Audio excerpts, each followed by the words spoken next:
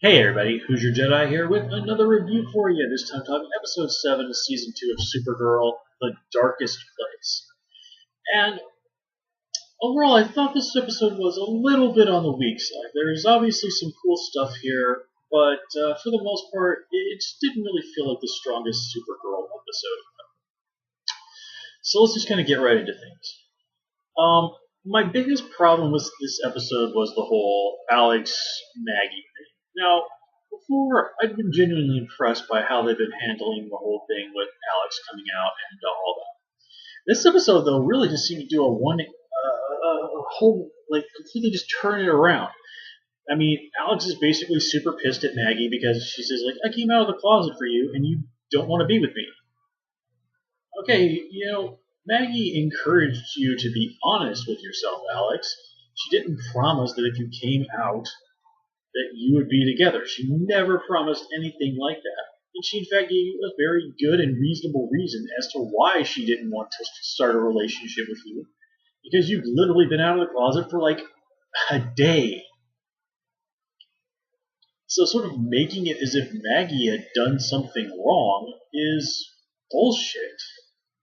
I mean, yeah, okay, things didn't quite go the way you wanted.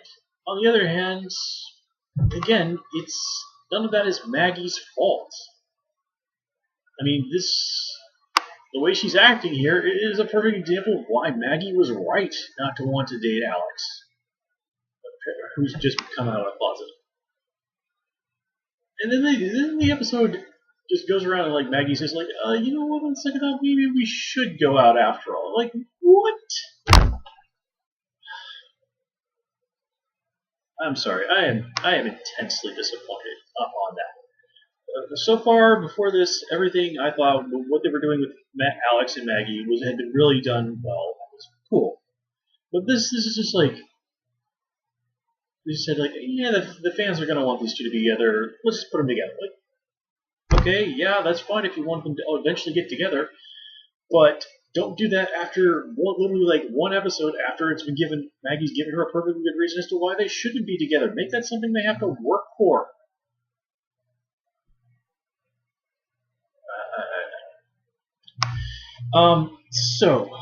And the other big thing, of course, and I've seen that a lot of other people are like, "Are you kidding me?" Is the whole thing where they get Kara's blood, and Cyborg Superman goes to the Fortress of Solitude and uses that to get in, even though Kellex, the little robot, can clearly see that this is not Kara, and that any sort of basic scan should show this is a human with cybernetic parts and not a Kryptonian.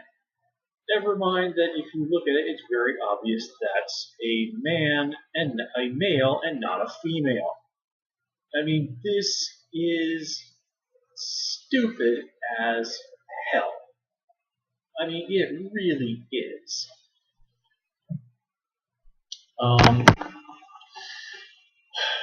Let's see. So let's just kind of move on to some of the other stuff. So the whole Guardian, the vigilant thing with the vigilante.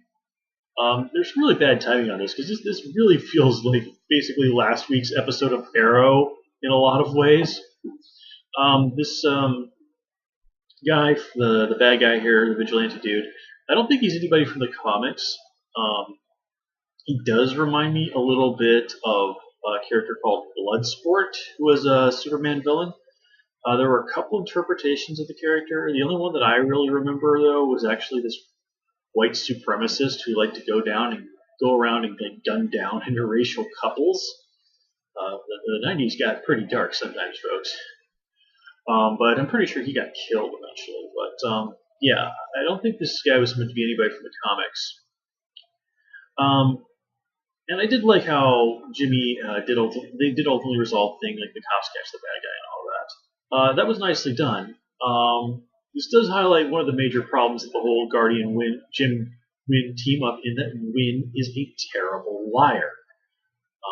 Also doesn't really speak well for Alex's character that of course she threatened to beat the information out of Wynn, who is maybe they're not like super close friends, but they hang out all the time, and she's extremely close to her sister. I mean, I'd say it's reasonable to assume that Alex and Wynn are friends, and Granted, she has good reasons to press him for this information, but basically after Wynn sort of like says like, look, no, I can't tell you this, she immediately resorts to threatening him with violence. It's like, seriously? I mean, this was one of those real Cat Grant moments where Cat like threatens to do something to her employees that is just massively, massively illegal, and in the real world would get her sued. So yeah, this has not been a good episode for Alex, in my opinion.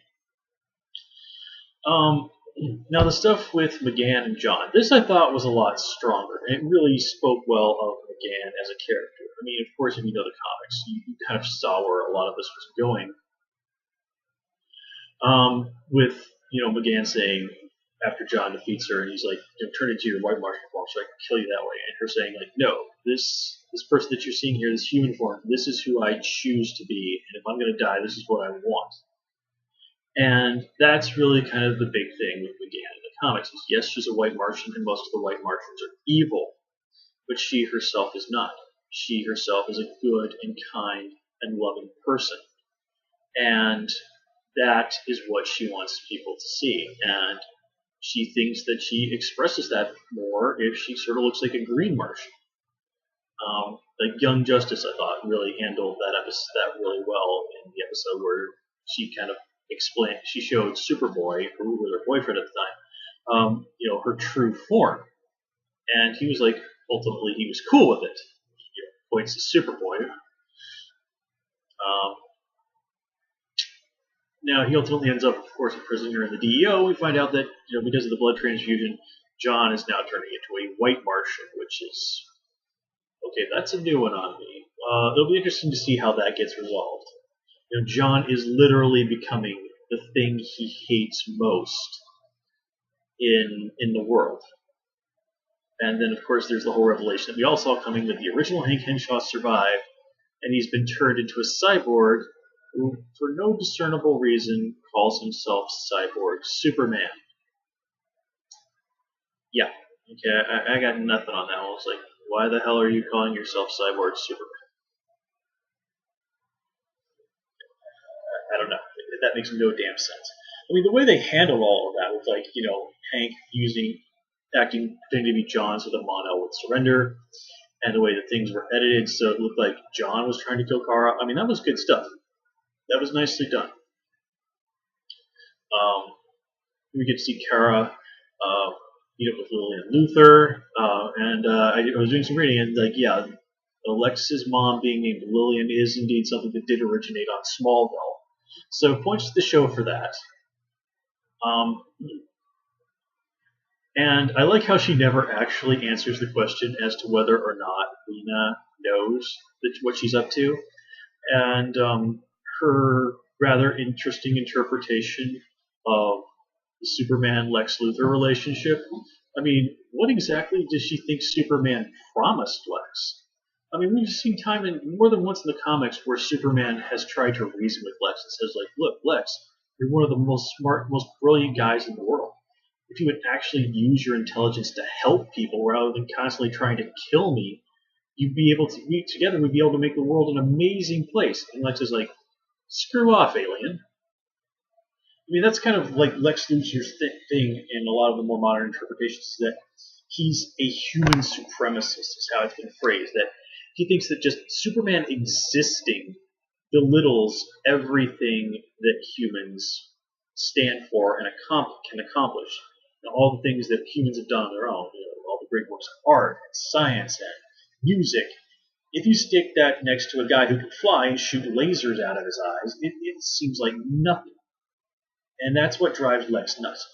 The idea that Superman's mere existence belittles everything about humanity, and by extension, ultimately belittles him. And that's really, really what drives Lex crazy. I mean, that's at least in one interpretation of the character.